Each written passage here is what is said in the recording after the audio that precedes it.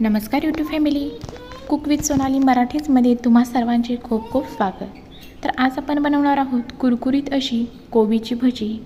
बाहेर छान असा थंडगार पाऊस पडतोय. अशा वेळी काहीतरी चमचमीत कुरकुरीत आणि गरमागरम खायची इच्छा होते. तर अशा वेळी तुम्ही ही कोबीची भजी नक्की ट्राय करा, तुम्हाला नक्की आवडतील. इथे तुम्ही पाहू शकता अगदी कुरकुरीत अशी ही भजी बनली गेलेली आहे. चला तर रेसिपीला सुरुवात करूया. इथे मी अर्धा कोबी बारीक कट करून घेतला आहे. स्वच्छ धुवून नंतर त्यातील पाणी नितळून घ्यायचं आहे. पाणी नितळून घेतल्यानंतर एका बाउलमध्ये काढायचं आहे. कोबी बाउलमध्ये काढल्यानंतर त्याच्यामध्ये मीठ घालून कोबी व्यवस्थित मिक्स करून घ्यायचं आहे.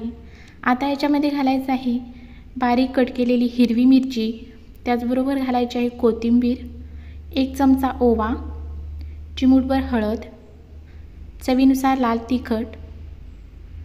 त्याचबरोबर इथे मी आमटीच्या वाटीने पाऊण वाटी बेसन घेतलेलं आहे. छोट्या एका वाटीने तांदळाचे पीठ घेतलेले आहे. तांदळाच्या पिठामुळे छान कुरकुरीत भजी बनली जातात. आता हे सर्व पीठ पाण्याचा एकही थेंब न वापरता आपल्याला मिक्स करून छान मळून घ्यायचं आहे. आणि तुम्ही इथे पाहू शकता अजिबात थोडंही पाणी न घालता व्यवस्थित असं हे पीठ आपलं इथे भिजवून तयार आहे. कोबीला अंगचंच पाणी सुटतं, त्याच्यामुळे त्याच्यामध्येच हे आपल्याला पीठ भिजवायचं आहे. छान पीठ भिजवल्यानंतर गॅसवरती तेल तापत ठेवायचं आहे आणि छान असं कडकडीत तेल गरम करून नंतर गॅस मीडियम करून आपल्याला ही भजी अशी सोडून घ्यायची आहे. सर्व भजी अशी व्यवस्थित सोडल्यानंतर थोड्या वेळाने आपल्याला ती परटी करून घ्यायची आहे. नाहीतर एका बाजूनं अशी ती करपतात आणि मग ते चांगलं दिसत नाही आणि खायलाही व्यवस्थित लागत नाहीत.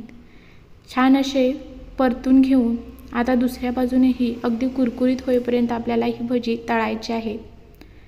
तर इथे तुम्ही पाहू शकता अगदी कुरकुरीत अशी ही भजी आपली तळून तयार आहे. तर आता ही एका प्लेटमध्ये काढून घेऊया आणि उरलेली जी भजी आहे तीही आता आपण याच्यामध्ये तळून घेऊया.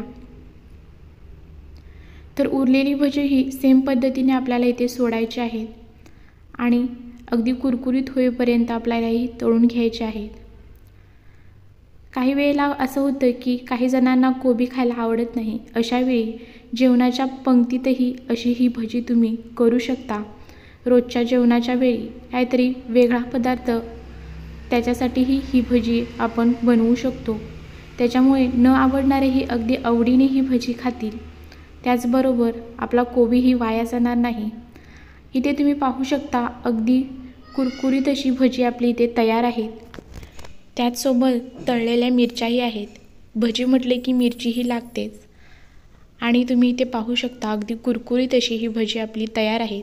रेसिपी आवडली असेल तर चॅनलला सबस्क्राईब, लाईक आणि शेअर करा.